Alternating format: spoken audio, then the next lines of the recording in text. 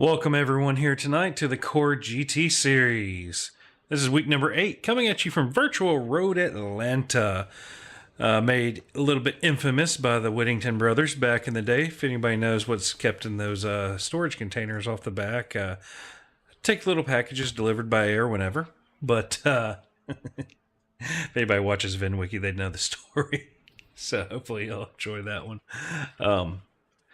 You're looking here tonight, we got one fast repair per driver. They have 17X before they get a drive-through penalty. 50% fuel. There will be no cautions tonight. So this is a 1-hour race here. Looks like the temperature outside's about 76 degrees. Track temp looks like it's going to be 78. Just a little 6-mile-an-hour wind, so nothing crazy. Let's empty this out here and let's go to one of these things. Let's see here. We got pulled up here. John Crane and one of the new, I believe that is, yes, that is a Blue Angels paint job on that brand new to iRacing Corvette Z06 C8. So, you know, get to hear it a little bit there. And we'll have some views of that tonight. Let's see if we can't find somebody. Looks like Sahaj Patiar is also going to be running a Corvette here. And there you go. There's that Mustang Rumble. The other new car we have here tonight, the Ford Mustang GT3, based off the Dark Horse, I believe. So, but yeah, looking through here, it looks like, yeah, race is going to be dark. Sorry to these guys that spent time getting these brand new paint jobs here done, but it's going to not be a ton you can see. We would jump in Mason here with the Acura doing his quali laps. See him coming through the S's there, taking all of the curbing. But that's how you have to take this track to be fast. As he comes down here into the back end here, makes the double right-hander to launch himself on that long back straightaway. A little bit of an interesting story time here on this back straightaway was put in the current version being this long by the Whittington brothers, and supposedly it is its current length because they would fly planes and land one. They would stack them on top of each other, and one would land to the track and make little drop-offs, those aforementioned storage containers in the back. And then the other one would continue on to Atlanta, and then when they would leave, they would do the same thing to get the other plane up. That way it wouldn't show up on radar. So a little bit of an interesting thing, a reason the IMSA used to be referred to the International Marijuana Smugglers Association, way back in the day of fake sponsorships and whatnot. So, checking in here with James Pierce. James not running the Ford GT tonight, but in the new Corvette. So, looking like, let's pull up some race stuff here. Looks like Mason currently holding provisional pole with a 107.5. James Pierce holding provisional pole in GT3 with a 119.169. So James doing the fast boy thing there. As we have about 5 minutes in qualifying left. It looks like we got Barry in the chat. Good to see you again tonight, Barry. Let's look at Lawrence Shaughnessy here. He's going to be in the, I believe that is, yep, my ears tell me that's a Mustang. So kind of hard to tell, but we may have to use our ears tonight to decipher some of these cars. And then you got Bramble staying true to his Mercedes roots there. You know, probably the other closest car to the Mustang on paper and just how they're going to drive is probably not going to be too different. Tim Thompson staying with the Ferrari. Ooh, nice Momo paint job there on Tim. I'm liking that one.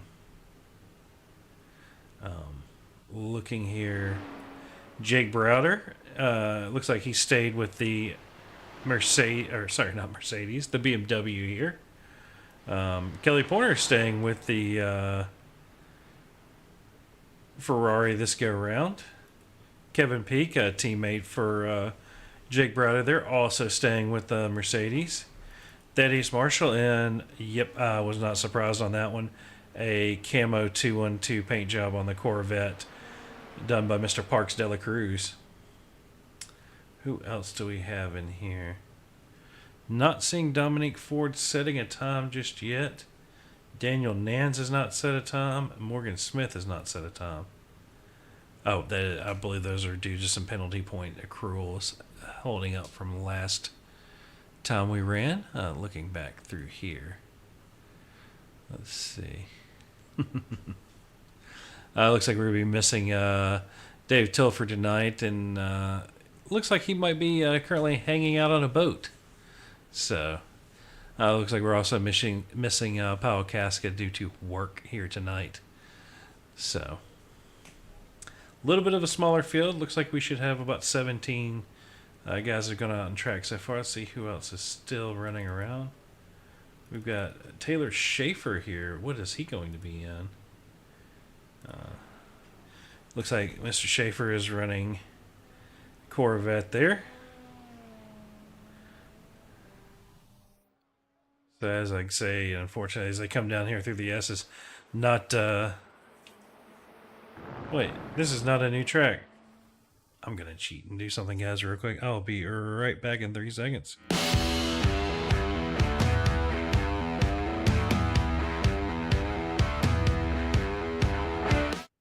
And we are back. Had to do a quick little thing, changing some stuff around here. Get some of my better cameras going on. Apparently there's a Kyle cam here. We'll have to see what that is. But we will do a quick little thing. There's about a minute here to go. We're going to run a little ad from our sponsor, Pulse Studios here, and we will be right back. Are you ready to take your live events to the next level?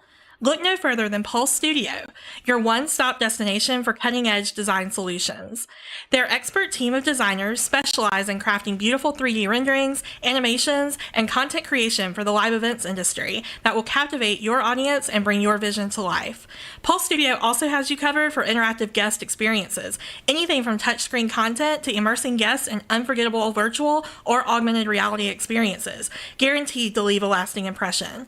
From concept to execution, Pulse Studio is here to elevate your events to extraordinary heights. Contact them today by visiting www.pulsestudio.com and bring your dreams to reality. And we are back now here at the Virtual Road Atlanta with an hour here on tap tonight for these guys. So we do appreciate Pulse Studios for sponsoring us so we can have this wonderful broadcast for y'all here. Looks like Mason is held on to provisional pole. About 10 seconds left in qualifying here. James Pierce also keeping it up there. Jake Browder right on his tail, though. So hopefully we will still have a... Looks like we're going to have at least 4 in our GTP field there. As qualifying is over, we will pull our results up here currently. No, we're going to pull the grid up. Thank you very much. All right. Mason Smith taking pole with a 107.5. Nick Terrell in second, 7/10 off. Dominique Ford and Daniel Nans not qualifying there. In GT3, we have James Pierce with a 119.169. Jake Browder, 0.079 back behind him in second. Austin Diltz in third. Kelly Porter in fourth. Kevin Peak in fifth. Lawrence Shaughnessy in sixth. And then seventh will be Nathan Sides. Eighth, Sahaj Padiyar. Ninth will be Thaddeus Marshall. Tyler Bramble in 10th. 11th will be Taylor Schaefer. 12th was Craig Potter. Tim Thompson in 13th. John Crane in 14th. Terry Jansen in 15th. Morgan Smith in 16th. And Leo Vitalin in 17th there. I am sorry. Hopefully y'all do not hear my dogs barking currently. And if they do, I do apologize.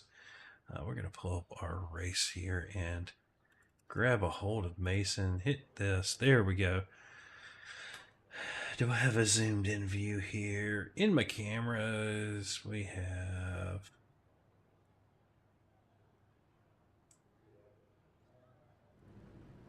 There you go. You can see some of these guys here from the starter. So, looks like the CRM paint job on the Pulse 230 9, is it going to be the correct number? Oh no, that would be the 238 of James Pierce. Looks like we've got at least one Mustang, 2, 3. I think I see 4 and 5 back there towards the back. Definitely got a couple Corvettes here. So as we are about to go green here, there we go. We will swap back over to TV1 and watch these guys roll away here.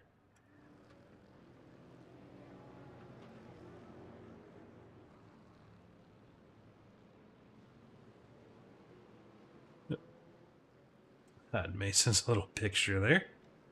All right.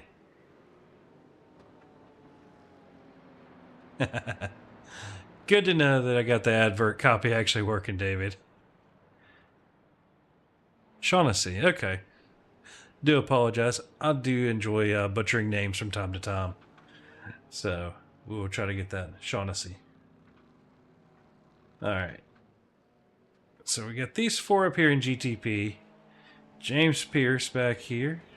Austin Diltz, that's a nice little paint job. Well, we got some lights on these guys, see if we can't get a chance. Kelly running that Amsoil paint job we're used to. Lawrence, yeah, that's... So the dark cars, even with all the lights on them, not showing up amazingly well. Thaddeus Marshall in that one. Bramble. So definitely a few 212 guys here running tonight. Craig Potter is in the Ford Mustang there. Schaefer, I believe we said, was in a vet there in that black one.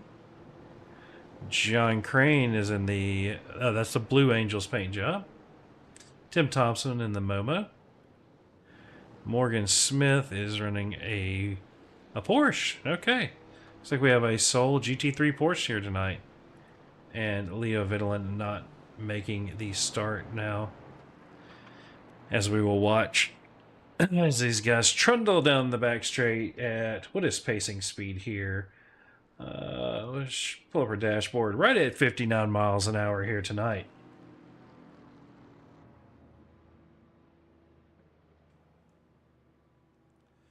So we have Mason in the Acura, Nick Terrell in the Scooby-Doo Mystery Machine, Dominique Ford in the Porsche there, and Daniel Nans in the Cadillac. As they come down here into the final corner, it is green, and they are away. Dominic getting right on the back of Mason there. They're coming around into here. We'll quickly jump back here and see. It looks like these guys are still pacing back there. Mason getting off to a nice little lead there. Dominique in second. Nick Terrell falling back into third. And Daniel Nans in fourth. Looks like these guys are lightening it up here. We'll watch our GT3s go around here. They all come here down into turn 1.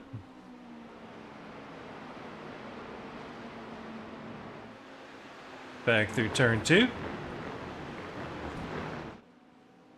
Through the bump over turn 3, the blind entry.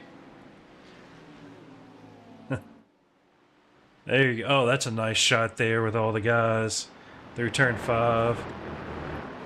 Watching the exit of 5 here.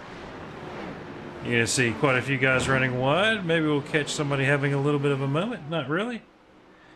In through turn 6 around the backside here. Turn 7. They coming out of the exit there. You see some guys getting a little bit of a run already. Looks like a little further back in the pack. Maybe that is, I believe, Tim Thompson. And you can see just how long this straight is. It's not perfectly straight, but... So we've got 10A here. This is the right-hander. 10B, or sorry, 10A is the left-hander for them. 10B is the right-hander. Turn 11 is up over the hill. And then turn 12 is the final one. Let's jump back into TV1 here. Looks like Tim Thompson has a little bit of a battle going there. Who else do we have real close here? Austin Ditz in between the teammates of Jake Browder and Kevin Peak here. It looks like James Pierce having a little bit of an issue here.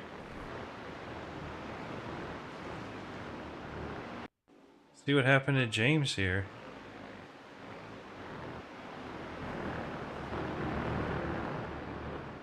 Oh, James catching that right there. We must have just missed that one there on our exit cam. Tough break for James Pierce there. Let's go and hop in the roll bar. Looks like the steering wheel's straight, so maybe didn't suffer too much damage. Looks like there is some sort of error message on his dash, but I'm not sure if that's because of that. We'll check in here with Mason Smith, already coming up on some lap traffic there. That is going to be the 78 of Terry Jansen.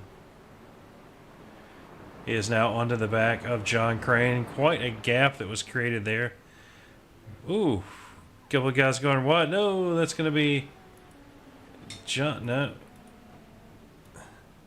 that was Taylor Schaefer losing the back end of the Corvette over the thing there. Austin Diltz into the pits a little early here. Let me see. I'm not seeing a reason yet.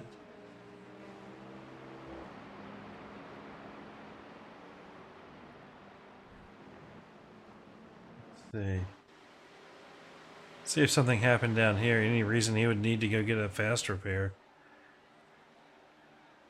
As these guys go down into the hairpin. Oh! Well, he lost the front end. He has no headlights. Nope, yep, he has some partial headlight. That is not what you want to have happen there. Looks like it reattached his bumper. Maybe just a little bit of netcode going on there. We'll go back live here to Austin. He is back here in 20th or 16th place currently. And this has brought Jake Browder into your lead. Jake having, I believe that is, yep, Mason Smith going around him now. So you can see Dominique making his way around the leader of GT3 here. Let me check that.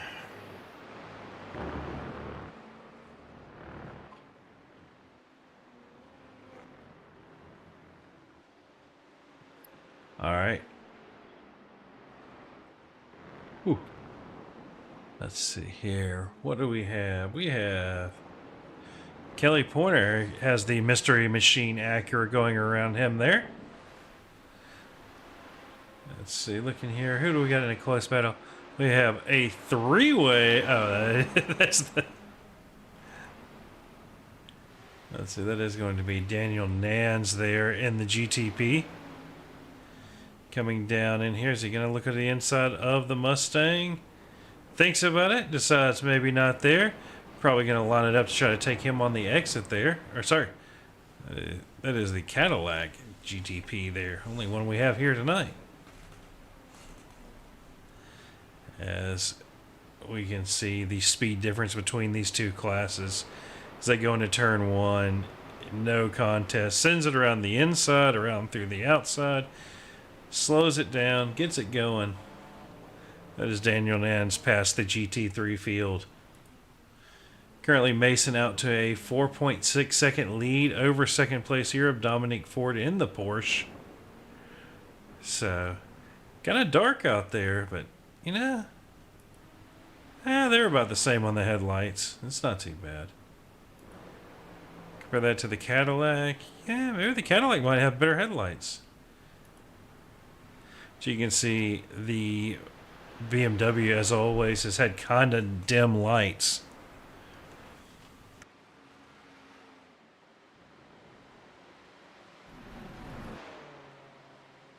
Barry, that may be the commenting curse on Pierce there, but as we see, James Pierce has already made his way back up to 7th position here.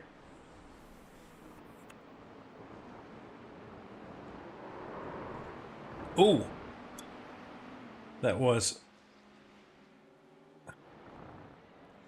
is Marshall losing the back end of the Corvette through there. Kind of an interesting spot to lose it.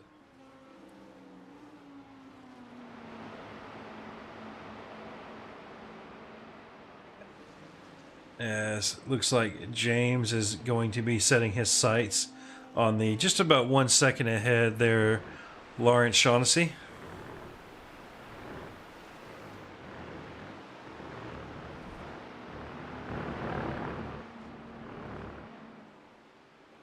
Alright. That's going to take him a minute. Let's see who else I got here. Back here in the back, you got Austin Diltz looking to take little Mustang on Corvette there. Getting past Terry Jansen and that kind of looked like a... No, that's just Stars and Stripes. I thought that might be a Evel Knievel kind of wrap there for a second. Checking back in here, Craig Potter in the... I cannot tell what that Mustang, what the livery is supposed to be on there. It's not ringing any bells. Morgan Smith in our lone Porsche GT3 here.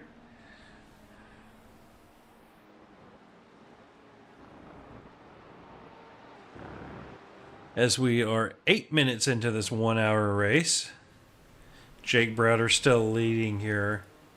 GT3 field. Then you have Kevin Peake, his teammate, about 2.8 seconds back.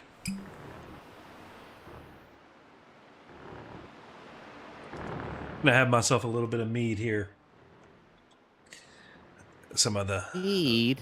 Mead? Hey. What is this mead you speak of? Hey, this is Jimmy. This is Jimmy. Hey, did you get a new way to sneak into a chat without making noise? Well, you know, when your nickname is Michael Vick, you just kind of learn to sneak around. No, we got had a fairly tame Atlanta race here so far tonight. Yeah, I'm hopping in right now to kind of join you. They had a great race over at VBR as they tackled Watkins Glen in the next gen cars. And so it was a great race, 35 lapper. And they didn't have the boot, so it was a little on the shorter side. So I figured since I'm done, I'm gonna come over here and harass everybody here and see how these drivers are getting around. As I haven't been able to visit the GT side of the house since I stepped out from racing a few months ago now. Yeah, everybody for the most part seems to be doing pretty well. It's in a few slides. James went from leading, now he's down to, well, he went a good ways back, but he's back up to 5th now. You know, typical James things. Caught a little too much of the exit curb after the S's. I mean, you've never done that before, right, Jimmy? Never. But you know, Road Atlanta is my favorite track. I know the setup for Road Atlanta is your favorite. That's what I was trying to get at. But iRacing has done a thing, John. So now, if anybody that's out there watching, you can now, in open setup races, you can now adjust the wing. And if we would have been able to do that, things would have been so much merrier, and we would have been able to carry a little more speed there at Daytona when we had our team event. But yeah, I'm jumping in right now, and I see we're in the dark, and that makes things even more interesting. Oh, see Lawrence going for a ride. Yeah, looks like we had a little bit of one there. Let's see. Look for a replay on that here. It's like I'll be in the braking zone right here. Oh, yeah. Little touch there from James, it appears. So let's go back. Oh, showing an accident for Mason here. Although whatever is just happening is...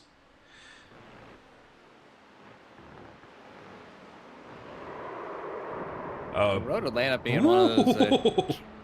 one of those tracks that is on the circuit for special events, John, and this is something that can help these drivers if they decide to take on the challenge of the 12-hour event here, do better at. And you could see working with these obviously with the GTP cars and the GT3 cars, the speed difference is always an issue, and comes in the back of your mind, watching your relative and making sure you're in a spot, and to be able to make a pass or get in your corner. But it definitely teaches you, I think, what I think some people might take for granted is how to take a corner not on the racing line. So like there's many lines going through a corner, whether it's entering the apex normally or getting a late apex or an early apex, just depending on the traffic. So, but looks like a good one right now.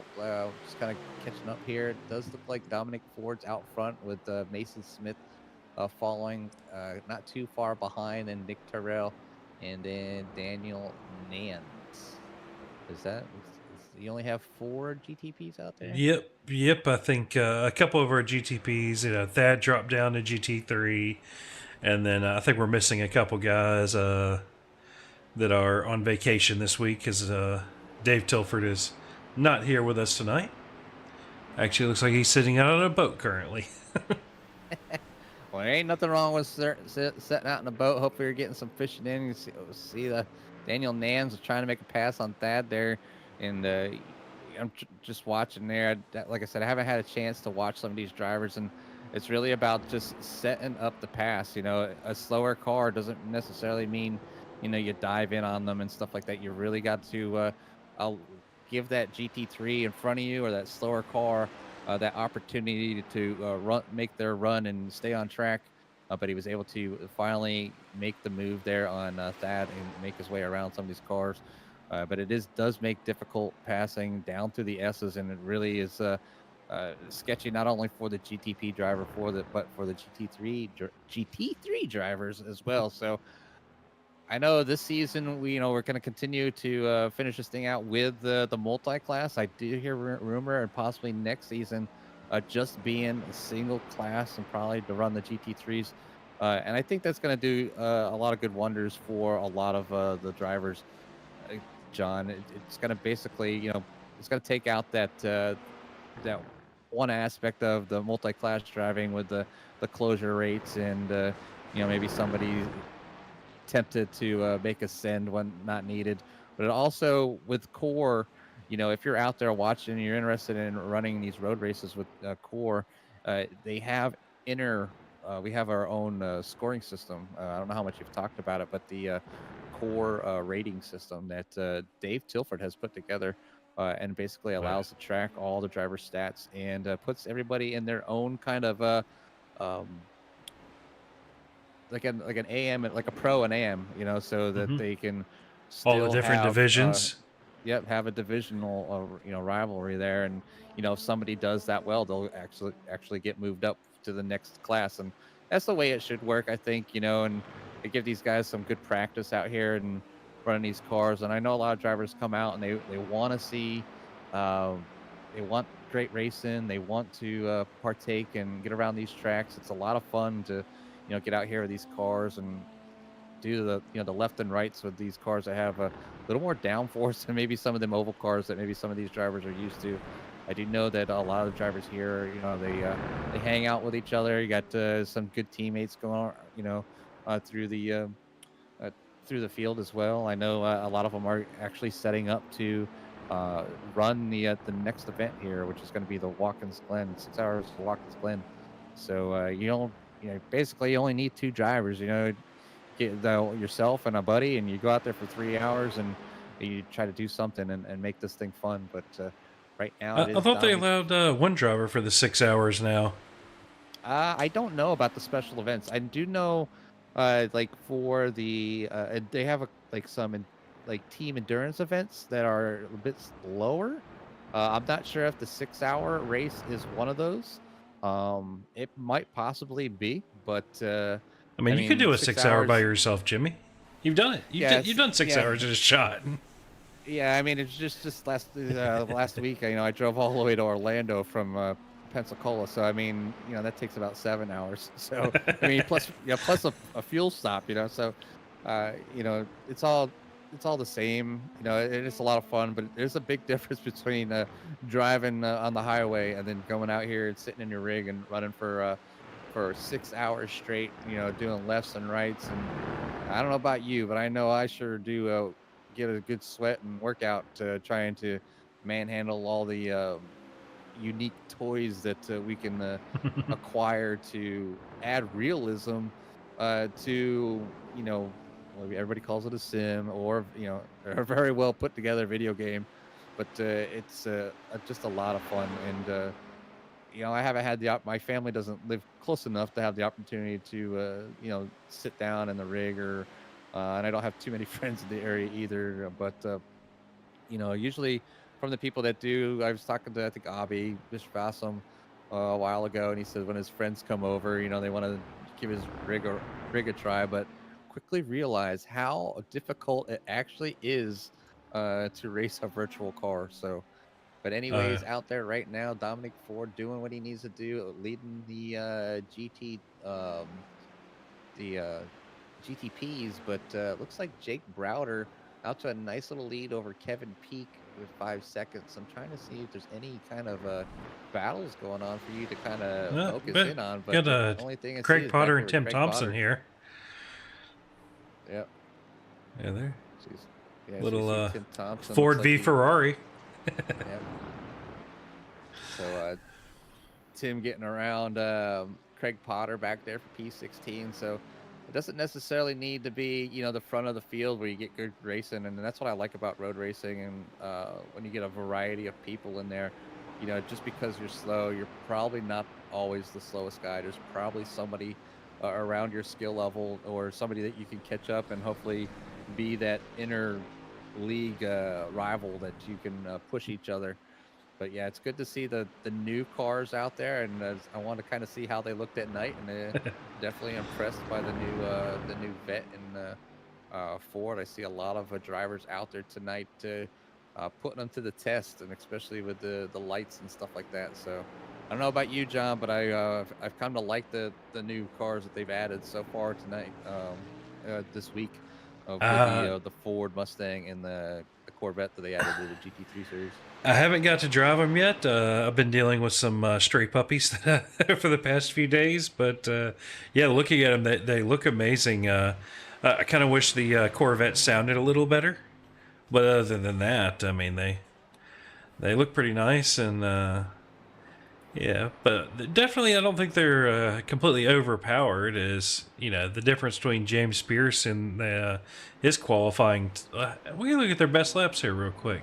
James Pierce with a 119.5 and Jake Browder only a 119.1. So in race pace, the old BMW. I think other than the McLaren, the BMW is now the oldest GT car still in service for iRacing.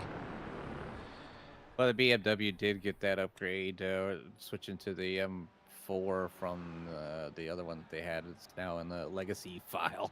So, Oh, yeah, the Z4. yeah, and I got a chance. If you run the that BMW series, sometimes they'll bring it into the races, and you can actually run a fixed setup on them, and they actually run really nice. Got a different sound to them for sure, but definitely was fun to drive. One of those cars I have. I don't know why I have it. Just have it. I own it as well, and I don't ever remember buying it. Yeah, maybe they gave it to us for free. I don't know. Yeah, it's like there was something some happened other with legacy Thaddeus. car. Yeah, showing a crash here from Thad according to SDK.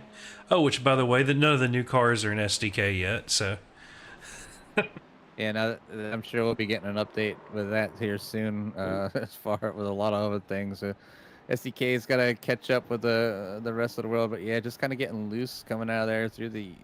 Is that through the S's? Yeah, through the S's. yeah, through the S's. So hard spot to get it sideways. And I think when I was driving the new Vet, as it lightened up on fuel, it did became like a slight issue under braking, where the rear end would come around. So that is a driver-induced, obviously, thing that you need to change your brake bias on the fly to kind of help change that fuel weight distribution that's going on as they lighten up. Yeah, it's kind of. I mean, the old Ferrari was about that same way, to where when you got to those last gallon or two, it started becoming a little lethal if you didn't play with the brake bias. So, I got my SDKs. I have SDK up as well. It's just oh, different. I still have my old VVR overlay up there too. Just kind of see what's going on. You guys are going by time tonight, correct? Yeah, 37 minutes yeah. remaining. Yes, we have that, and looks like James has caught up to the third place Nathan Sides here, trying to see if he can get the bow tie past the round Ford emblem.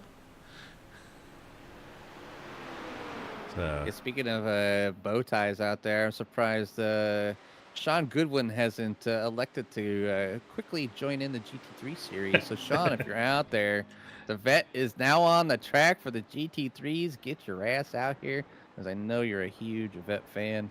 And I mean, he's got the whole body kit that's on the Z06 on his car. He does. I think he does. that was the GT3 like carbon fiber kit, was it not? I believe so. So Sean is a vet fanatic, and he had one before, and traded it out for a while, and was able to reacquire it again. So definitely, I'm gonna say I'm a little jelly, because it's definitely one of those cars that I want in my garage one day, and I just have to wait my turn, I guess. So one day I will have one. A few times I have tried to convince a B to go to a track day with Sean to drag that this Porsche. the one that's all horsepower and nothing else. Yeah, Abby's always a good person to talk to. He has some great stories, and yeah, he's I don't see him out here tonight, but I believe he's in the middle of a move. Yep, that's what he said. I don't think we might see him for the finale, from what I remember talking to him last time. So yes, we wish all the best of luck on and congratulations on your new home, and hopefully you get settled in and get back out on the track and get racing with the rest of the fellas out here. Pierce really putting the pressure on. He's trying to get around it. I mean, that right there shows you there. Oh, an easy track. You can see the 238 just locking it up, trying not to get into Nathan. So he'll have to try to gather himself back up and catch back up and try to get back around. He plenty of time to do it, though, as they still have 34 minutes remaining. Oh yeah, they're it's one of those things. Just looking at last lap, James, is 2/10 quicker than Nathan.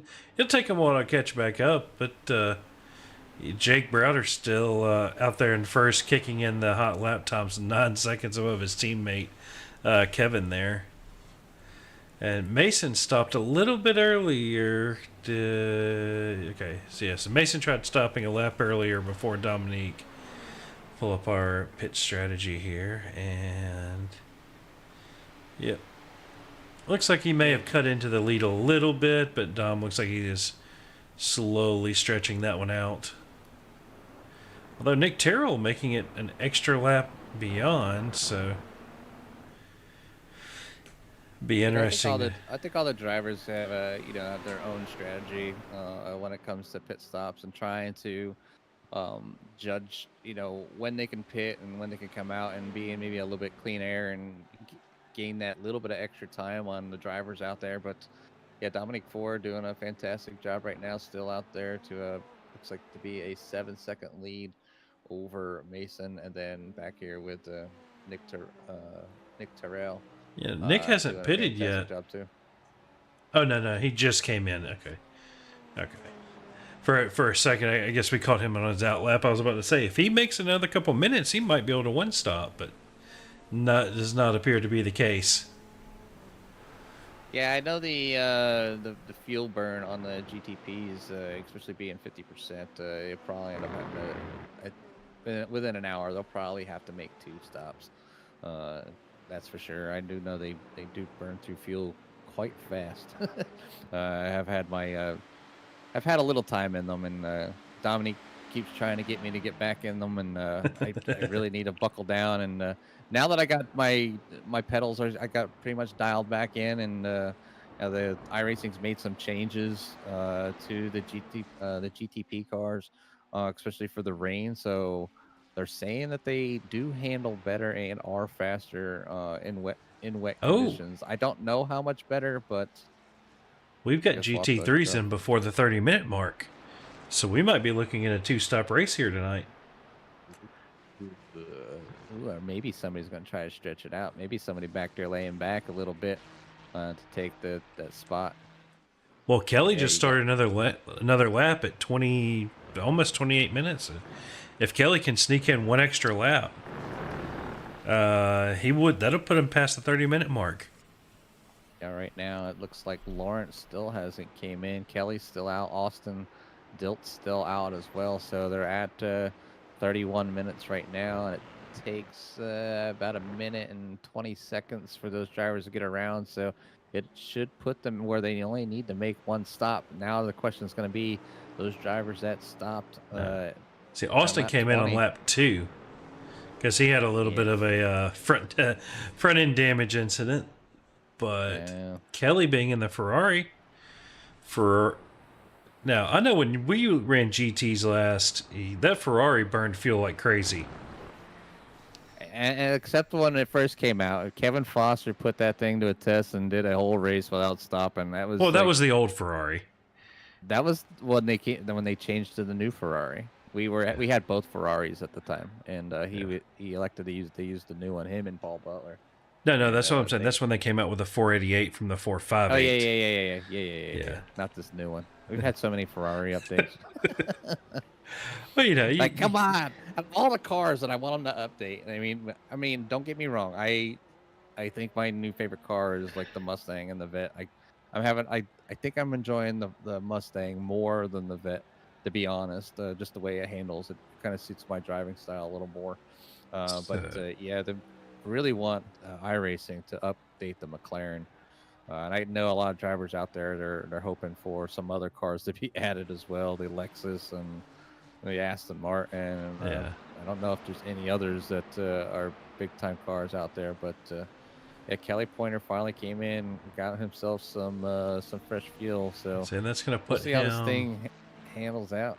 Yeah, trying to see that's deep. That puts him 25 seconds behind the effective race GT3 leader Jake Browder. So Jake might be able to stretch out a whole fuel stop, a quick fuel dash towards the end if he needs it. Yeah, it's just how well can those drivers save fuel. And that's a big question, because it's not as easy as short shifting these days. It's a lot of like lifting and coasting and. Oh, did you notice on the notes that in the GT, and I know the Cup car and some of the GT4s over 100 miles an hour clutching in, or 100 kilometers an hour, you can't clutch in anymore. The clutch will not activate. Yeah. Oh. Okay. I mean, I know these cars are typically paddle shifting cars anyways, but as far as sequential goes, so you really don't use a clutch anyways. But if you're trying to little lift and coast, it can help somewhere like Le Mans. So the only lift and coasting they can do is just maybe just let up, just lift off the gas, and that's pretty much how they're gonna have to save fuel. But a little bit of blinking at a Sahaj there. Yeah, just a little bit. I always love to see the particles go flying all over the place. So you're going to be trying to run the Majors 24 at Le Mans this year? I am not. It was overlooked by a few of us, and I blame Mark Thomas because I missed my brother from across the ocean, and really was not paying attention or was even reminded that. And I was on vacation. My brain even went on vacation. So um, definitely something that I needed and family needed, and it was a great time to just take a break from uh, life and just have fun. And we had a fantastic time, and we'll do it again. We plan on, I don't know when, but we plan on going taking more family vacations like that because it was just Oh no! Ooh, uh-oh. Tim Thompson having a little bit of a Oh no. whoopsie at the exit of turn 5 after the S is there. Yeah, that's a tough one. It's always a ooh, got that curb. Yeah. Ooh. Yeah, that was a hard hit. I don't think, he decided to tow. I don't think his steering wheel was straight enough. Nah, his front right tire was locked up, so Yeah. best call for Tim there would be the tow, unfortunately. He was probably trying to fight it when he was he quickly towed to the pits. So tough break there for Tim Thompson in number 05. Nice little battle here between Sahaj and Kelly. Who's at the 420? That is, that was Taylor Schaefer down there. It's an interesting paint job out of Sahaj. Kind of, is that Pepto? Pepto-Bismol. That's what I was about to say. That I was like, I'd say one looks maybe a little more like cotton candy. It's hard to see in the dark. yeah, I had to apologize to anybody that hired a painter for tonight. I know Parks has a few paint jobs out here. They're not being fully utilized or seen tonight. Yeah, and a lot of drivers, they do take the time to paint these cars. And the Ford, I painted a Ford for myself. It was I saw that actually one. It was a pretty nice enjoyable. looking one.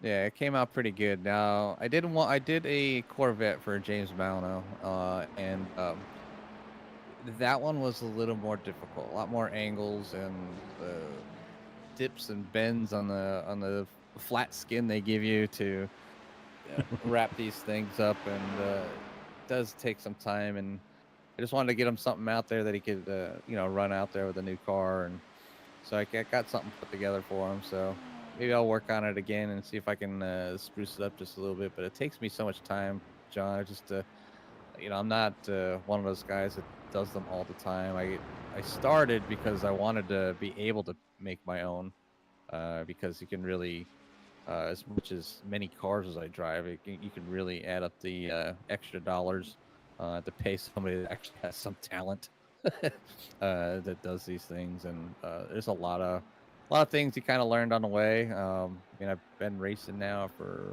about 4 years, so yeah, I've learned enough to make something pretty basic. But if it's extravagant, you need to go to some of these other painters out there, like Parks, or I've seen there's so many paint shops out there. Oh yeah, You just need to find somebody with a talent that fits your style. And I can do it, but it takes me forever to do one.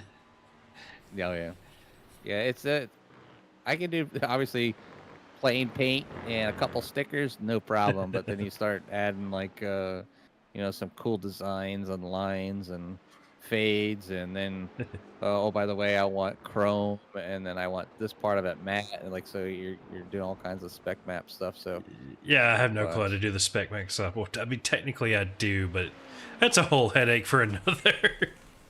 Oh, it looks like I have learned. Mason's starting to cut into Dominique Ford's lead there. Got it down to 3 seconds now. Yeah, so it could be either Dom is dealing with traffic. So I was talking with Dom earlier today, and I know that he's very competitive. Dominic is, and sometimes I think he forgets the skill level of some of the other drivers around him, and especially in maybe a slower car. So Ooh. Dom's come a long way and has fought to get his run officials and race with a lot of the top tier drivers, and especially in the GTP cars. He loves the GTP cars and does a fantastic job. You see right there. Oh, was that James Pierce? Yes. Let me pull that up here. Yeah, James Pierce went for a ride as Dominique was coming up behind him. So James Pierce in the wall again, having his issues here tonight Oh. at Road Atlanta. That's kind of 22 just laps remaining. James just took a little too much curb there. I don't know if he lost the back end going into the corner, but that could have been bad for Dom there. But looks like Dom came out pretty unscathed.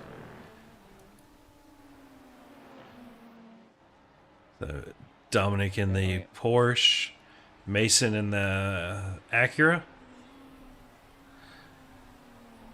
As we have a little over 20 minutes left to go here.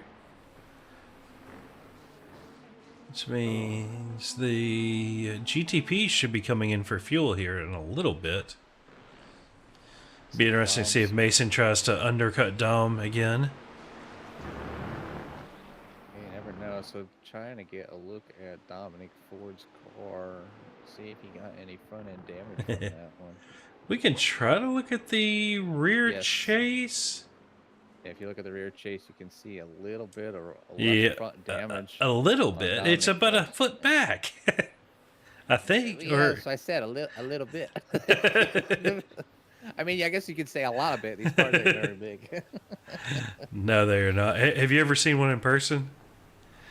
No, I mean, you can see them on the track, even compared to even the GT3 cars here, how small they look, so they definitely rely on their downforce to get around here.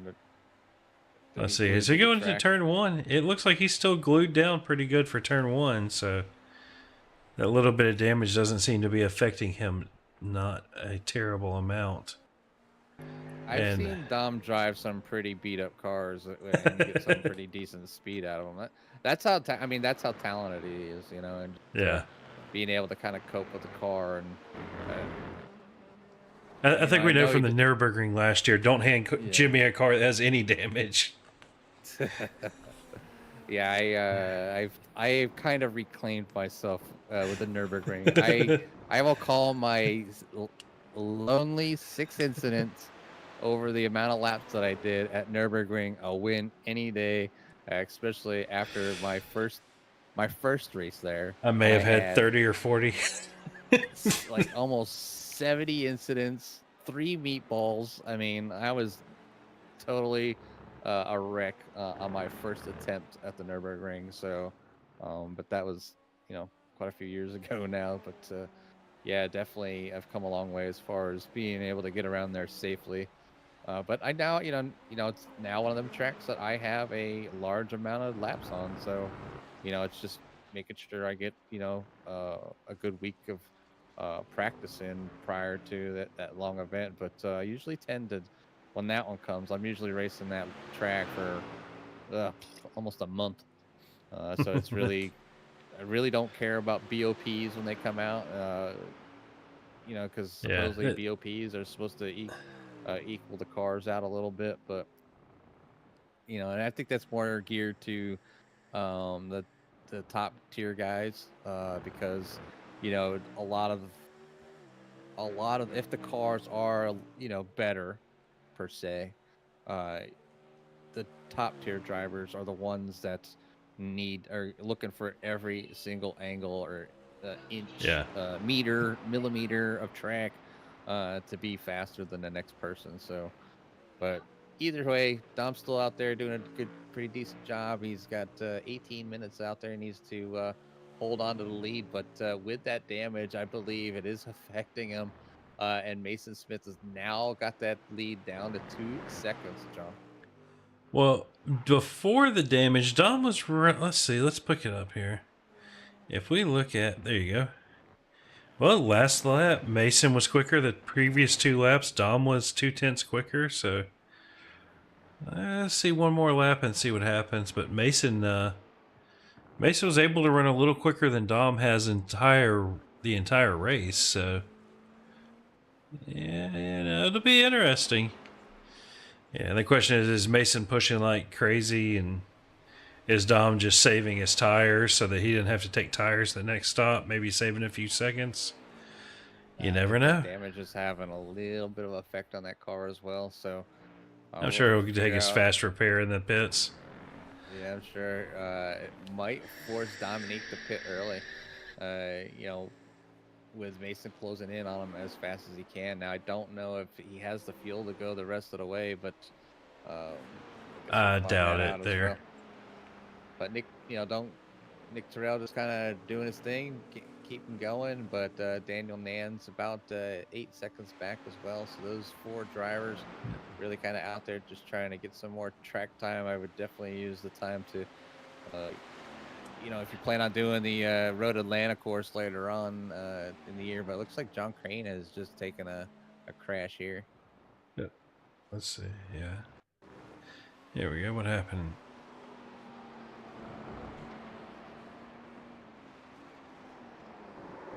Oh, and it's probably like you said, a little bit light on the back end of the Corvette, and around she went when we get on the brakes to turn in.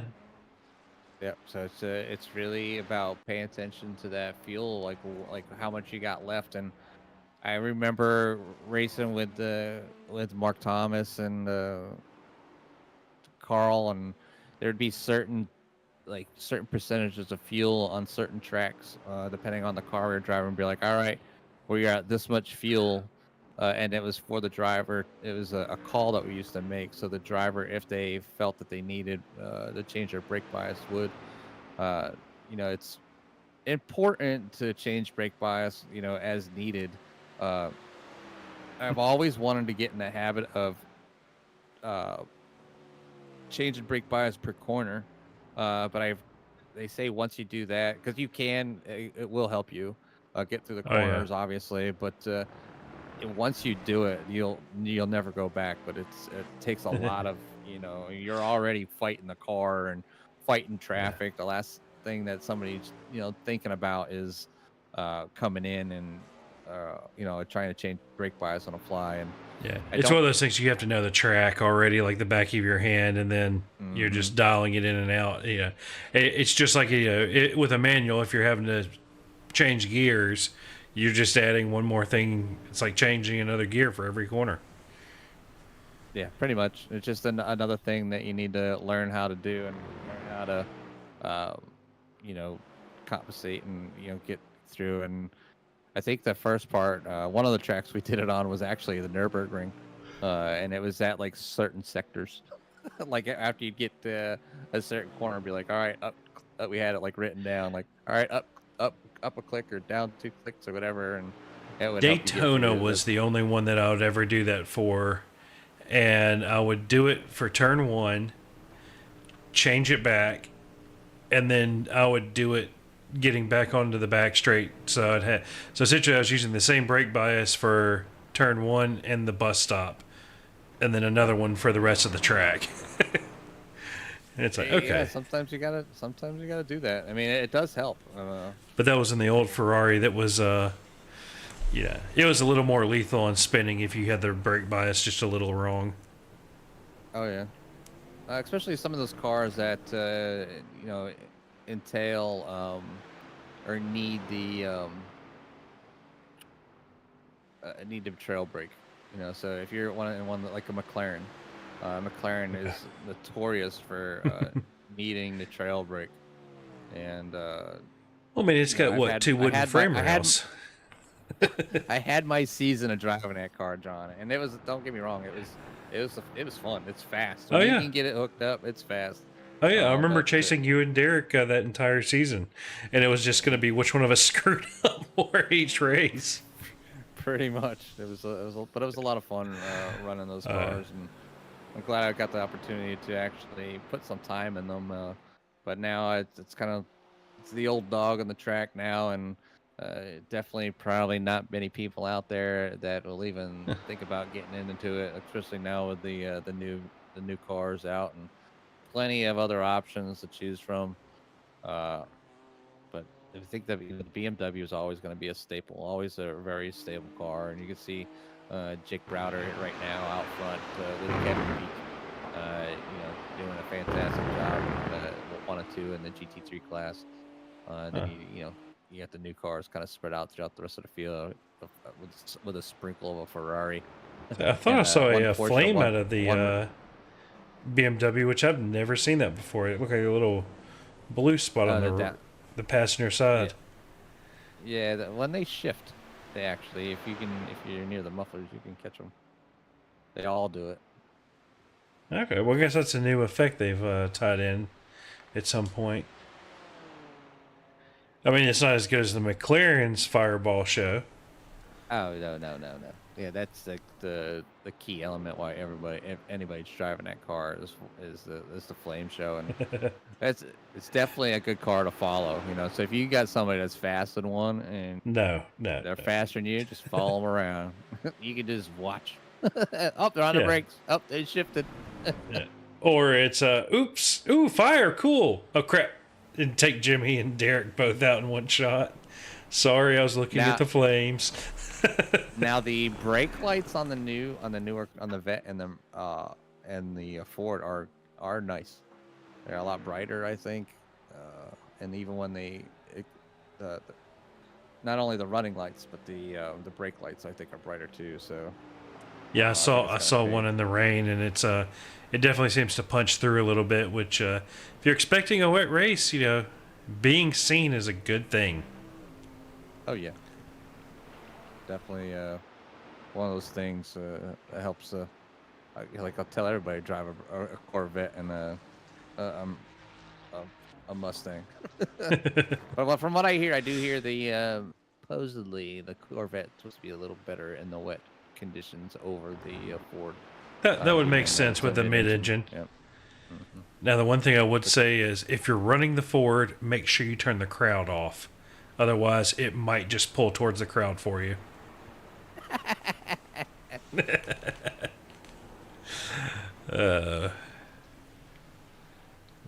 Looks like. Well, this race is coming down to an end here soon, as we're only at 10 minutes and 45 seconds remaining. Dominic out front over Mason Smith, still, as that interval is down to 2 seconds. Then If I can find that rear chase, let's see if Dom fixed that damage. It does appear that Dom fixed the damage in the pits. So. Good call there.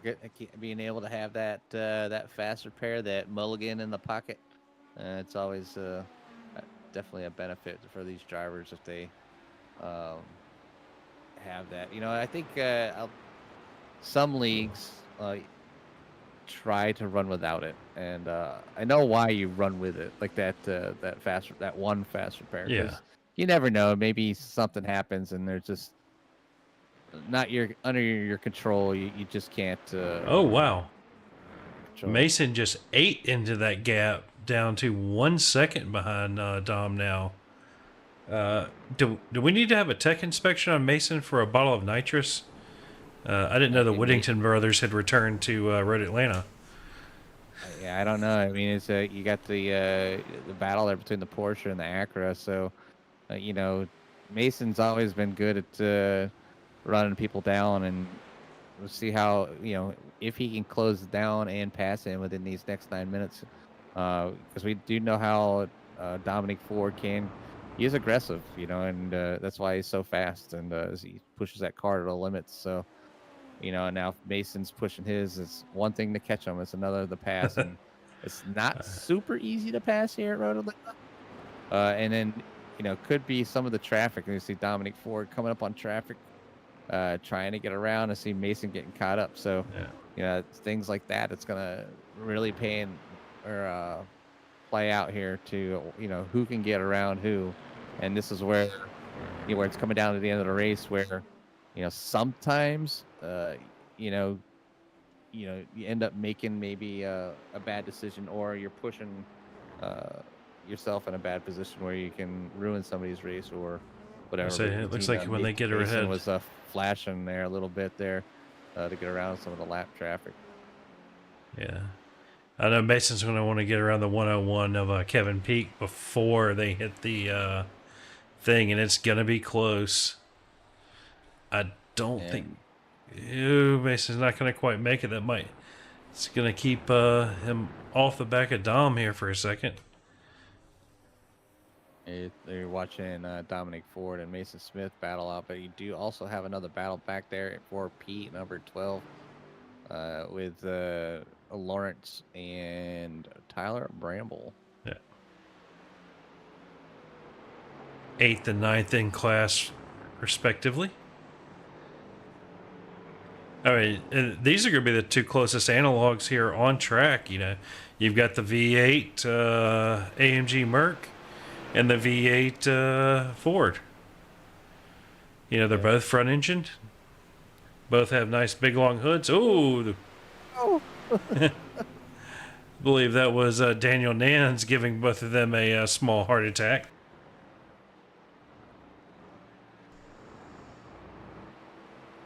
Yes. Looks like, Sahaj Patiar in the pits, one of the first one coming in there. As with 7 minutes to go, I was about to say, so Kelly stayed out one more lap last time. If he stays out one more this time, it's going to depend. See, so Kelly's here on track, and Dominique is there. And they're 20. That's... Yeah, this may work out. It'll be interesting to see where... Oh, Kevin Peak off. Turn 1. He's able to get back up on the track, though. Good recovery there. So Jake Browder got back out of the pits ahead of Kelly Pointer, who has not pitted yet. So he did, in fact, save an entire pit stop. So Jake's good to go to the end. Kevin, he's going to have to make it 5 more minutes on that fuel. Kelly only 4 seconds ahead of Austin there. And Austin has made a second stop. See, Kevin was last in on lap 20. So this here would be something they're looking to maybe make a pit stop here soon, or I think he's going to have to stop. This is going to put Mason right on the back of Dom. Dom caught the GT3 at the top of the hill.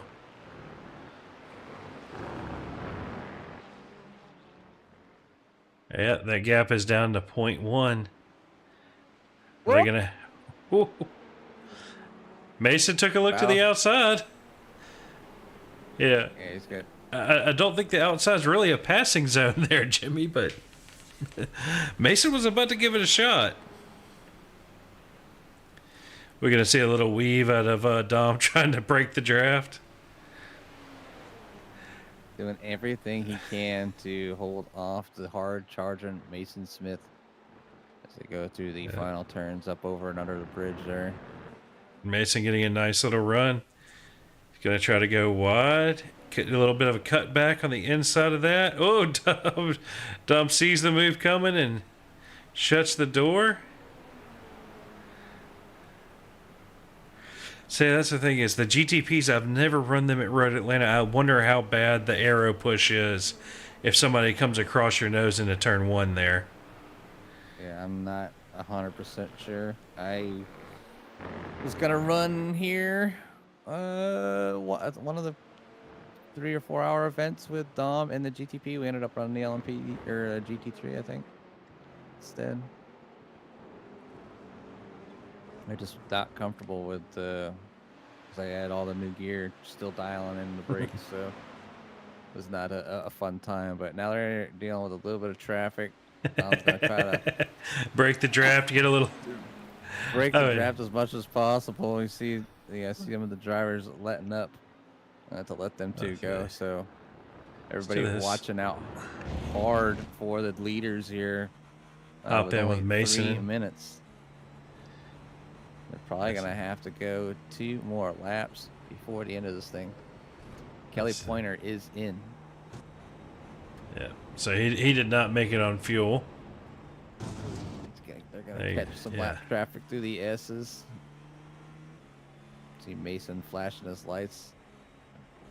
They both make a bye here. It's crazy to look at this from Mason's point of view, like how quickly they eat up 1 second just because a GT3 was, you catch them at the right time, you catch them like right here, right at the wrong time. You think that's going to hurt Dom, but it hurts Mason more because he had to get on the brakes to avoid Dom. Right. Yeah. And it's like everybody's always watching out for the leader, not necessarily second. Yeah, dog eat dog world here, and lap traffic is part of the race right now for these 2 drivers. Dom's got 2 more minutes to hold off Mason Smith for the battle for overall leader in the GTPs. Jake Crowder is back out front for the GT3s with Austin Diltz back there in P number 2. He's 23 seconds back, and then Kevin Peak back there in P number 3. And then Nathan Sides, Kelly Pointer, and Sahaj Kadiar. No real close battles anywhere on the track, with the exception of the overall leaders, as this thing winds down here at Road Atlanta. Yeah, this is one of those races you're always like, oh, we want to see nice close racing. And, you might get somebody like Max that goes, oh, yeah, I would love a challenge. I don't care who you are. You don't want to have this at the very end of your race where you've had that nice little lead and all of a sudden it's just tooth and nail at the very end. You look back and enjoy them, but at the time, I know Dom's not happy about having Mason, half a second off his back door. No, I mean, when I'd run with Mason and you finally get in front of him, you're like, all right, stay back there. And he's just so dang smooth with a lot of his racing, and really knows how to put the pressure on, and still be able to keep carry that speed using different lines, using the whole track. And I think that's something that Dom has acquired through his run with these GTP cars through the official series. Has been able to run with a lot of different drivers and put them in positions to get a lot of great finishes. A lot of something back and forth going here as these 2 drivers are battling out as they go through the double right-hand turn before they catch up to some lap traffic on the end. Mason is on the back bumper. Some lap traffic in the way. Let's say Mason's trying to sell the dummy move and Dom's buying. But at the same time, any other class you drive like this, you lose so much time. Oh, a little late on the brakes. That's going to give. That was a late block there by Dominique, able to keep Mason Smith behind him there. Is going to pull away the win here overall. Mason Smith doing in second, then Nick Terrell, and then Daniel Nance for your GTP. Your winner will be Jake Browder. Yeah. As he's crossed the line already. Almost 25-second lead over second place Austin Diltz. Looking at the so Austin looking like he made it all the way from that stop on lap 23. So well, he came in lap 2, so he was 1 off, but I can't imagine there's much fuel left in that Ford. He gets to the pit exit and says, yep, that's it. Well, overall, pretty good racing here. I mean, you had a few people get off track. I've seen with only a few of the GTPs out there tonight. A lot of the GT3 drivers didn't have too much to worry about, but just kept close eye. And from what I could tell, it looked like they were pretty clean for the most part. Pretty good race here overall tonight, John. Oh yeah, it's compared to last week, I know Daniel Nance is going to be very happy to have finished the race with minimal incident points compared to the Nürburgring. He bounced off a few walls there, But GTP at the Nürburgring, that's not an easy ask out of anyone. You know, you touch a curb the wrong way and it's death. Yeah, But looking definitely death, but everybody it looks to be appeared to be completed here tonight so far. So through. go ahead, John. I'll let you go ahead and take care of however you do. I Say to all the will drivers out appreciate there you. and everybody watching that. Good job. All right, well, like I said, we appreciate you dropping in.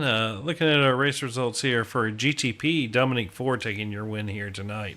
Mason Smith coming in second, Nick Terrell in third, and Daniel Nans in fourth. We'll go over to our GT3 class here with Jake Browder taking the win home here tonight, 23 seconds ahead of second place Austin Diltz. Kevin Peak in third, Nathan Sods in fourth, Kelly Pointer in fifth, Sahaj Patiar in sixth, Morgan Smith in seventh, Lawrence Shaughnessy in 8th, Tyler Bramble in ninth, Craig Potter in 10th, John Crane in 11th, Tim Thompson in 12th, James Pierce in 13th after that accident earlier on, Taylor Schaefer in 14th, Thaddeus Marshall in 15th after his little accident as well the second time. Terry Jansen in 16th, saw that he had to hop out due to not having AC in his room. And Leo Vitalin taking 17th. And we'll pull, let's see, that's going to be Kevin Peak in here. Kevin, this is John in the booth. You get a copy. Hey, how you doing? Oh, we're doing fine. Saw you run off track there once a little bit. Yep, on turn 1. Just a wee little bit. Yeah, that was a little sketchy. So, tell us, as far as that, you had a good race otherwise, or? Yeah, a lot of off tracks. I guess Austin got the fuel advantage on me. I guess he only pitted once. I'm not exactly sure, but he ended up getting second place. Yeah, he pitted on Just lap running up there for a 2 while. after a little bit of damage, and so I guess he just Yeah. managed to squeeze that second stop to all the way to the end. Yeah, it's unfortunate, but I'll take it. The front runners are not here this weekend or this Thursday, and I'm taking advantage of it. So. Well, we see you're still in the BMW. You didn't want to opt for one of the new cars this week? No, I couldn't get a handle of it. I couldn't get as fast as, on the BMW. So just stuck with this. Well, it's nice to see they got the BOP fairly correct out of the box, and there wasn't, I was kind of afraid either the Mustang or the Corvette might be one of those. Oh, it's a second a lap faster than everyone else. We'll get a BOP later this week. I was hoping for that, but it didn't happen. I was surprised when James set that time, that 19.1 in the Corvette. I couldn't get nearly that quick. So. Oh, so that's James. It's 50-50 on anyone gets within 10 miles of it. But as we saw, he had a few issues tonight. So the Corvette, while maybe quick, don't know how stable it may really be. Yeah, I think he got loose on, after the S's there, going in that left-hander.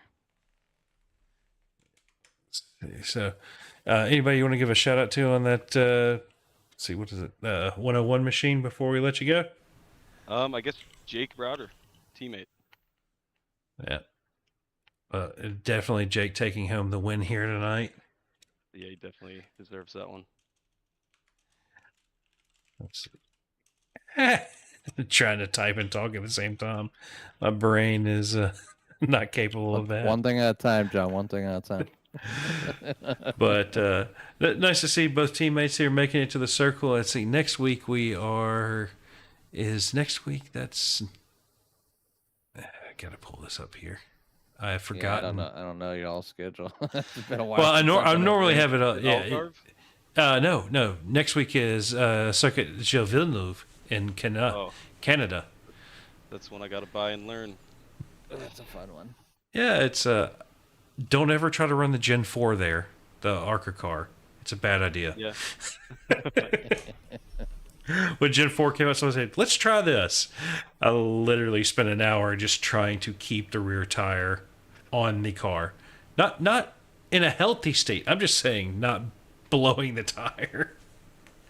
So it's a bumpy track, but definitely it'll be a fun one to watch. Hopefully, it will not be at night, which Yeah, I'm excited is for it, man. 10:30 in the morning. Yeah. So Okay. we'll get to see paint jobs next time. But again, Nice. congrats on the third place, and we will hopefully catch you next week. Yes, sir. Appreciate it. Y'all All have a good right. one. That was our third place, Kevin Peak. Let's bring second place, Austin, in here. Austin, this is John and Jimmy in the booth. You got a copy? Yeah, how you doing, man? Oh, we're doing all right. So, seeing you taking the new Mustang there to second place, was that just, we saw you coming in there on lap 2 after losing the front bumper, having the front bumper reattached. Did you actually have some pretty bad damage there? Or? Yeah, my wheel was turned at like a 35, 40 degree angle to the right. So I was at that one lap, I couldn't believe that I even kept it on track, to be honest. Well, they're pulling a second out from that, so it looks like a possible one-stop strategy was not far off of the cards. Then, how much fuel did you have left coming across the line? Oh, 0.2. That's pretty damn close, buddy. That's as close as it gets. That's I was gonna spit say- and sputter range. I was about to Yeah. say it. Generally, 0.4 of a gallon, 0.3 of a gallon is where they start spitting and sputtering. Yeah, I was So- surprised that it hadn't started yet, but I got off it real quick at the end. It was gonna shut off on me. So, unfortunately, not a great shot of any of your paint job here tonight due to the night racing. But thoughts on the new Ford? You enjoying it or? Yeah, I really enjoy the feel of it. I couldn't really get a feel of the Corvette. Felt like it would kind of drove on glass on the front, like didn't really have any grip. But Yep. the Mustang, I mean, it feels like it feels like a great race car. It's got a lot of downforce, really grips when you turn in, and you just got to watch the power coming out. Well, you at least you get a nice soundtrack going through it too, as well. Oh, it sounds great. They did a great job with it. Yeah, I can't say they did such a good job with the Corvette sound, but all in all, Super lackluster. The outside of the vet sounds good, but the inside, when you're sitting inside of the vet, I don't know. It's bad. To me, it's bad. well, it's Yeah. kind of like the Porsche, except you don't have that straight cut gear whine that just overrules everything. That makes you happy Yeah. that it is that loud. It sounds quiet, and then I got in the Mustang, and it sounds like the Australian supercars, and they're just wild and awesome. Well, next week it's Circuit Gilles Villeneuve in Canada. You looking forward to that one, or? I'm gonna have to buy that one and learn it. Well, enjoy it. It's a little bit of a bumpy track, and anybody you want to give a shout out to on that 144 machine before we let you go? Yeah, I'll shout out Morgan Smith. He's my WBM teammate. We haven't gotten any paints done yet 'cause we're both working a lot in real life. But shout out to him. Shout out to the WBM guys. Shout out to you guys for putting on such a professional broadcast. And thank you. Well, we appreciate it, and hopefully we will catch you next week. Congratulations. Yeah, I'll be here, guys. All right, that was second place, Austin Diltz. Let's find, I know he's in here somewhere. There we go. Our winner in GT3, Jake Browder. This is John and Jimmy in the booth. You get a copy. Hey guys, how's it going? Well, sticking with the BMW we see there, but looks like it served you well tonight. Had a little bit of a lead over second place there, just a little bit. A little bit. I was worried honestly with his off early in the race. I thought he was. Oh, I guess he did make it on a one stop, but I was worried he was gonna overtake me. But it looks like I built up a nice gap, so that wasn't possible. Yeah, we saw Kelly Pointer manage one extra lap on you, but at the time you were like 17 seconds ahead. I was like, I wonder if Jake's going to be able to pull out a free pit stop over Kelly, which you did. You came out ahead of That's what I was Kelly. going So for. I tried to save for like 2 or 3 laps, probably around lap like 15, 16 around there, and I realized I wasn't saving shit, so I just went all in, managed the gap. That's one way to do it. I mean, fuel saving is almost like a commitment from the rip, and with the speed that you had, I think you obviously you did what you needed to do and pull off that win here tonight. Yeah, it's nice to get the win at the home track. Live about 15 minutes away from Road Atlanta in real life, so it's nice to win here. If I is wanted to that win anywhere, it's here. is that 15 minutes with Atlanta traffic or just 15 minutes the way it should be? It's actually in Brazelton, so it's way north of Atlanta. It's actually really nice. It's up in the boonies. Atlanta's horrible. Well, I Oh, it don't know is. if you call Brazelton the boonies. Dahlonega maybe, but Dahlonega is the boonies. That's where I'm from, actually. okay. Yeah, I'm quite familiar with the area running up at Blood Mountain on my motorcycle, so Oh, one of yeah, my favorite I know that things. road well. I lived up there in Suches, actually about 5 minutes from that road. What do they call it? The Tail of the Dragon or something like Tail of that? the Dragon. That's up in North Carolina. It's about an hour away from a ride, but what you got such as is Wolfpen Gap and That's War right. Woman Road. There's a lot of good ones up there. Yeah, it's one of those things. If you make it to such as you can ride for about an hour in any direction, there's not really a bad road. I know, even going through Blairsville, it's all beautiful. Like there's not a bad direction you can take. Oh, that Hella and and all that. gravity races down Brasstown Bald. That's terrifying, by the way. I could imagine. Just shut the motor off and see who's got the bigger huevos. You can't say I would do that. Not in my Yeah. X10 anyway. Oh yeah, that would be terrifying. But back to the sim racing. Congratulations on tonight. You looking forward to next week in Canada? Or I'm sorry, what did you say you cut out? I said, are you looking forward to next week in Canada? Yeah, I am. I actually need to buy the track. So that's what Kevin and Austin said. So I we'll see guess how it goes. Villeneuve is not a amazingly popular track for for all its F1 glory. I guess I know the track from F1, so it shouldn't be too difficult. the iRacing version is very bumpy. I can tell you that. Is it really? Yeah, we tried running the Gen 4 ARCA there. That was a mistake. Yeah, screw that, man. But again, congratulations. Anybody want to give a shout out to on that 74 machine before we let you go? Yeah, shout out Kevin, my teammate. 1 and 3 today at the home race. It was a good result for us. All right. Well, again, congratulations, and hopefully we will catch you next week. Sounds good. See y'all. All right. Later, Gator. All right. So let's see. Let's find our GT3s. And why are you showing me that? GT3 is going to be Nick Terrell. I do not see Nick in the chat. So there we go. I'll ping him and we'll pull in the other one. We'll pull Mason in here first, then. Where is? Come on, Mason. Where are you hiding? There you are. Mason, this is Jimmy and John in the booth. You got a copy? Yes, I got a copy.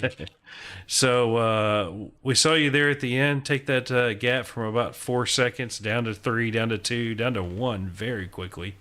But it looked like once you got to the back of Dominique, there really no way to get around him. Well, I tried to salvage everything I could there. I was really confident. Even Dom said it himself that I was way faster on here. But I'm just a bit annoyed by the incidents of or having to avoid some GTs or some HRAP. But it really is what it is, and like can't expect everybody to drive clean and safe, or just like drive perfectly. You know what I mean? Nobody's perfect, so. Yeah, we saw where that one GT3 spun coming out of 5 there on the curb right in front of you, and not much you could do there, but you locked it down pretty good. Did you suffer any damage from that, or? I think it was like my nose was like pushed in a bit. I hadn't seen, but it made the car like handle less than it was. So I'm glad I got that fast repair down, and even with that good pit stop, it was just too little, too late. Even with all the lucky traffic I got after the last pit stop, it still wasn't enough. Yeah, I mean, you were definitely there on the back door. We were watching. I mean, luckily for Dom, this isn't F1. You are allowed to make a couple moves down the straightaways because it about looked like a conga line going down that back straight that one time. Right. Yeah. I I will give major props to Dom again. I know he's really good, really good at driving GTP cars. Understands the well. I don't know what it's I'm so close, but yeah, it's so far. So congrats to him on the win, and yeah, I mean, Well, you definitely put on a good race for us tonight, leading on there early. We're coming to Circuit Gilles Villeneuve next week in Canada. You looking forward to that one, or is it going to be you have to buy the track on that one? oh well. For one, I already have it. It's an interesting track. I never raced it on a GTP. It's a track I raced on GT3 sometime, but GTP a little bit different, and gone and get practice there for me. Well, again, congratulations. And anybody you want to give a shout out to on that six machine before we let you go celebrate the second? Yeah, again to Dom, heck of a race we had, and to the family that always watches, and to you in the broadcast. Well, we appreciate it. And hopefully, we will catch you in the winner's circle next week. All right, thank you. All right. That was Mason Smith there. We will bring Dominique Ford in. This is Jimmy and John in the booth. And Jimmy, if you want to take this one away, go for it.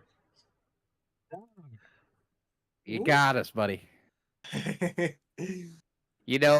was talking to you earlier, and we had a little discussion about making sure you had them patience for the GT3 cars out there tonight, and just kind of knowing that you have the speed, what it takes to win a lot of these races. And you definitely had the speed. And at the end there, Mason was really putting the pressure on. A little bit of lap traffic in the way between you and the finish line. And I think it helped you a little bit here and there and hurt you in some other spots as you had to like really pick and choose when to make your move and to try to keep that distance at a maximum from Mason. But at the end, he almost had you. I think if he had another lap or two, it might have been a different story, as he really had that Acura, I think, on the back bumper of that Porsche. And but in either case, you walk away the winner here tonight. Just from CRN. And first, we want to say congratulations, but two, I want to give you a little bit of time to kind of go through your race and how it was for you out there tonight. Yeah, it was great. It's always a pleasure to race with Mason. He's a amazing driver. Um, he had some amazing pace out there. I don't have no idea how he was that fast. I couldn't keep up with it. I knew at the beginning of the race he was pulling away a little bit. I think he got into some altercations with another lap traffic car, and that's how I got in front of him.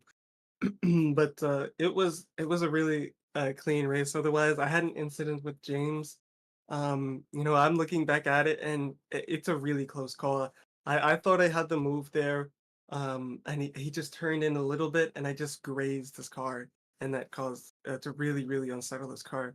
So I don't know if that's an iRacing issue or on me, but I didn't mean to ruin his race. But yeah, Mason had the pace on me throughout the whole race. He was back there. I know he had some lap traffic as well that was getting in his way, but he always had the pace advantage on me. Even when he was 7 seconds back, I could just see the gap closing. But it was fun, especially there at the end. I know we had that little bit of contact there. We were both racing really hard. I hope the stewards don't beat on that one too much because we both looked back at it, and it was a really small touch, same like I had with James. But he did break really really late, which I was expecting. It was fun. It was fun really there at the end. I was expecting him to break late, and it made it for a really fun finish there at the end. It definitely gave us a story up here in the booth, as you guys are obviously teammates down there, and you do race around each other a lot. And with only a few cars out there tonight, so your competition is still tight, and to come down to the last lap, the last corner, or last few corners there, it really does make things interesting up here in the booth, and for the fans out there to kind of show that even no matter how long you're out there, that lap traffic can play a large bit of multi-class racing and can put you in a situation that will either slow you up or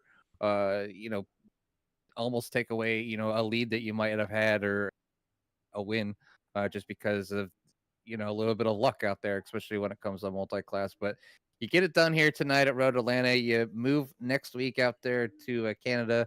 I think it's Villeneuve. Yeah, So Montreal. how you feeling about next week? I'm excited. I've raced there in IMSA a few times on the iRacing officials, and it's just like this track, very tough to pass. There are quite a few places to pass more than this track, um, but it's a very tight, very tight track, um, and also really hard on the overtaking. But there's a good chance to overtake right on the back straight. That gives a good run as long as you get a good exit. So I'm excited. Hopefully, me and Mason can have another good battle. Maybe Nick can get in there and we can have a three-way battle for the win or for podium. So that would be nice. But I'm excited for next week. Yeah, next week should be an interesting one, and hopefully the competition keeps it up as a few drivers that are up there right now keep it going. And I guess for next season, it looks like that everybody's going to kind of fall into one umbrella under the GT3s, and kind of take away a little bit of the guessing, I guess, but with the closure rate between two cars that are so extremely different, but definitely something that is actually out there in real life and on the iRacing service. But Mm-hmm. again, congratulations to tonight. And before we let you get out of here, I'll give you a little time for any thanks that you might have there on that car. Like always, thanks to the broadcast guys. I know I see you in here, Jimmy, with John. It's always nice to have two people in here. John does a great job, but it's always nice to have another voice on the broadcast. Excited to go back and watch the end of the race. So I hope we could put a show out there for you guys. It was a really fun race for me. To be back after missing Nürburgring. Shout out to Mason as as much as we've had our ups and downs through this season with racing each other. This one was probably the closest and maybe even the most fun out of all of them. And shout out to the whole field. Today was pretty clean on incidents. I know for myself, I kept it pretty clean on incidents versus previous races, and it seems like we're all improving on the IMSA racing and how to get around these lap traffic. Well, if it takes me talking to you before each race to calm your ass down, that's what we're gonna do. But great racing out there. Keep it clean. Keep your heads up. Everybody out there did a great job. Again, congratulations on the win here tonight, and we'll let you go celebrate with your friends and family, buddy. Yep, thank you. Have a good night. All right, let's see if we can drop him back into where I think he belongs. But yeah, you're the overall winner tonight, Dominic Ford. Obviously, like I said to Dom, I had a talk with him prior to. I know things have come up, and I know things have been tough, especially for the stewards. They do a lot of good work, and it's really not to pick on any of the drivers out there or give any special treatment to anybody. It's really to kind of keep people in check. Just realize that when you're out there and you got two different classes, obviously each class is running their own race, and each other is part of the race. It's the traffic, it's the challenge, it's learning how to race off your line, and being able to make them passes, and being able to give and take with each other. So they did a pretty good job here tonight. I think the stewards are gonna have a pretty good an easy time going through it. I know Dave Tilford does a lot of that stuff along with Carl Hanwork. So but I think it'd be a good one for them to watch back through. I think the drivers did a lot of good racing back there throughout the whole field. I enjoyed the battles, watching the GT3s. Making me miss part of it. I did get a chance today to actually get out and do an official race today at Spa, and Dominique was watching, and I was running up front with the new Ford. So it was a lot of fun, and do miss it a lot. But it was good to come over here, see what the boys of the Core Racing Network or Core Racing is doing over here. And I'm glad I could join you up here in the booth there tonight, John. Oh yeah, definitely appreciate it. And compared to last week, nice to see just about everybody actually finishing, not having a bunch of toes here tonight. And definitely, let's see, what's the next thing we have on CRN coming up? Is it going to be? I think let's see, tonight's what, Thursday? It's like Friday nights. I think Dylan has right? one. Yeah, I believe so. I think Dylan has a Friday night. He has a slew. I think he's talking about maybe cutting back on some here and there. And we just wrapped up with the UCRL on Tuesday night, so I won't. A little bit of a break for you, Jimmy. A little bit of break for me, yeah. And then next week, actually VVR won't be even. They're taking a break next week, so it won't be they won't be racing next week. They'll be racing the following week. So I got a little bit of a break coming on. So I mean, for myself, but I think I'm gonna take that time to visit my other broadcasters up in the booth. I appreciate everybody that stops by all the broadcasts and everybody that joins out there. I know Barry's probably out there. I don't have YouTube pulled up right now, but if I'm a betting man, Barry's out there. And it's good to see everybody out there. It's good to see all the racers enjoying themselves and putting in what they can to learn and get better each and every week. And again, congratulations to all the winners, all the podium winners in the race, but also to all the class winners of the breakdown, to even the different fields throughout the GT3 course. And it's good to see that the new cars kind of out in the field as well. Everybody giving them a try and trying to make them things work. And I'm sure next week, if we get some daylight, we'll be able to see them great paint jobs that everybody's putting out there. But again, John, just again, congratulations to all the drivers. Look forward to seeing what they can do out here as the season comes to an end here soon with the GT series. And I think some of the other series, but it won't be long. But I'm sure Carl will get things turned around and bring another season up for these drivers. As it sounds like they're pretty enthused about keeping them at that 10 race season type of thing going. So just sign up, get out here, join the fun, and we'll see. Hopefully we'll see you up here in the booth. Yep. And from everybody here at CRN, keep the shiny side up and the rubber side down, and we will catch you next week. Are you ready to take your live events to the next level? Look no further than Pulse Studio, your one-stop destination for cutting-edge design solutions. Their expert team of designers specialize in crafting beautiful 3D renderings, animations, and content creation for the live events industry that will captivate your audience and bring your vision to life. Pulse Studio also has you covered for interactive guest experiences, anything from touchscreen content to immersing guests in unforgettable virtual or augmented reality experiences, guaranteed to leave a lasting impression. From concept to execution, Pulse Studio is here to elevate your events to extraordinary heights. Contact them today by visiting www.pulsestudio.com and bring your dreams to reality. Are you ready to take your live events to the next level? Look no further than Pulse Studio, your one-stop destination for cutting-edge design solutions. Their expert team of designers specialize in crafting beautiful 3D renderings, animations, and content creation for the live events industry that will captivate your audience and bring your vision to life. Pulse Studio also has you covered for interactive guest experiences, anything from touchscreen content to immersing guests in unforgettable virtual or augmented reality experiences, guaranteed to leave a lasting impression. From concept to execution, Pulse Studio is here to elevate your events to extraordinary heights. Contact them today by visiting www.pulsestudio.com and bring your dreams to reality.